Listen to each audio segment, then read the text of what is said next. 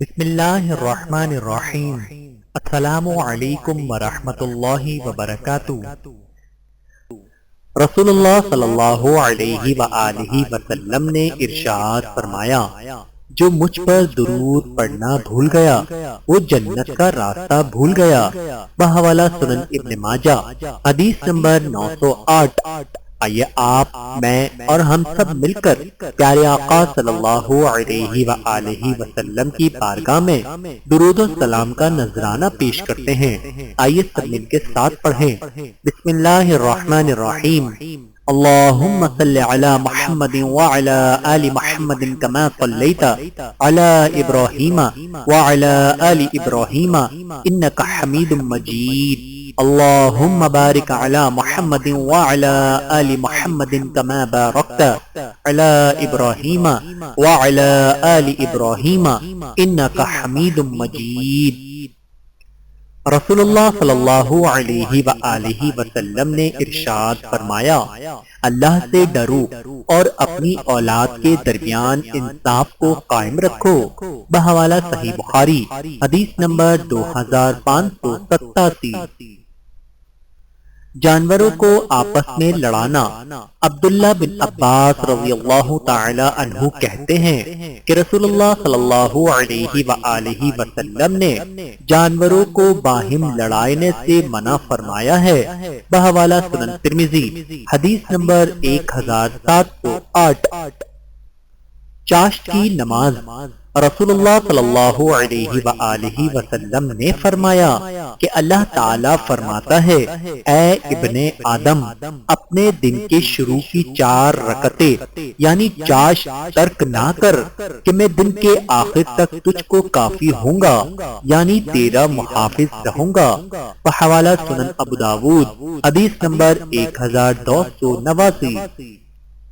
رسول اللہ صلی اللہ علیہ وآلہ وسلم نے ارشاد فرمایا، وہ شخص ہم میں سے نہیں جو ہمارے چھوٹوں پر مہربانی نہ کرے اور ہمارے بڑوں کی عزت نہ کرے۔ بحوالہ سنن ترمذی، حدیث نمبر 1919۔ رسول اللہ صلی اللہ علیہ وآلہ وسلم نے ارشاد فرمایا، جو عورت مر جائے اور اس کا شوہر اس سے خوش ہو تو وہ جنت میں داخل ہوگی۔ بحوالہ سنن ترمذی، حدیث نمبر 1161۔ اللہ کی عطا کی ہوئی نعمتوں کا مناسب استعمال۔ نبی کریم صلی اللہ علیہ وآلہ وسلم نے ارشاد فرمایا، جس کو اللہ تعالیٰ نے نعمتیں عطا کر رکھی ہوں تو وہ اللہ یہ بھی پسند کرتا ہے کہ اپنی مخلوق پر اپنی نعمت کا اثر دیکھے۔ بحوالہ مستند احمد، حدیث نمبر 7901۔ لوگوں کے کام آنے کی توفیق۔ رب کا کرم۔ رسول اللہ صلی اللہ علیہ وآلہ وسلم نے ارشاد فرمایا، جب اللہ پاک کسی بندے کے لیے خیر کا معاملہ کرتا ہے تو لوگوں کی ضروریات اس کے ساتھ باندھ دیتا ہے۔ بحوالہ کنز العمال، حدیث نمبر 14594۔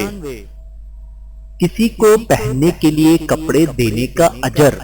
رسول اللہ صلی اللہ علیہ وآلہ وسلم کا ارشاد مبارک ہے، جو کوئی مسلمان کسی مسلمان بھائی کو کوئی کپڑا پہناتا ہے تو وہ اللہ کی امان میں اس وقت تک رہتا ہے جب تک اس کپڑے کا ایک ٹکڑا بھی اس پر باقی رہتا ہے۔ بحوالہ سنن ترمذی، حدیث نمبر 2484۔ بزرگوں کی عزت و احترام۔ رسول اللہ صلی اللہ علیہ وآلہ وسلم نے ارشاد فرمایا، جو جوان کسی بوڑھے کا اس کے بڑھاپے کی وجہ سے احترام کرے تو اللہ تعالیٰ اس کے لیے ایسے لوگوں کو مقرر فرما دے گا جو اس عمر میں یعنی بڑھاپے میں اس کا احترام کریں۔ بحوالہ سنن ترمذی، حدیث نمبر 2022۔ بکریوں میں برکت۔ رسول اللہ صلی اللہ علیہ وآلہ وسلم نے ارشاد فرمایا، تم بکریاں پالو اس لیے کہ ان میں برکت ہے۔ بحوالہ سنن ابن ماجہ، حدیث نمبر 2304۔ نبی کریم صلی اللہ علیہ وآلہ وسلم کی سنتوں کی پیروی کرنا۔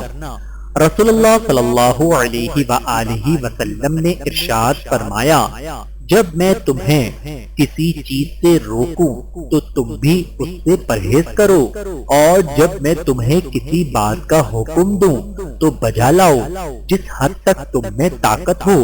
بحوالہ صحیح بخاری، حدیث نمبر 7288۔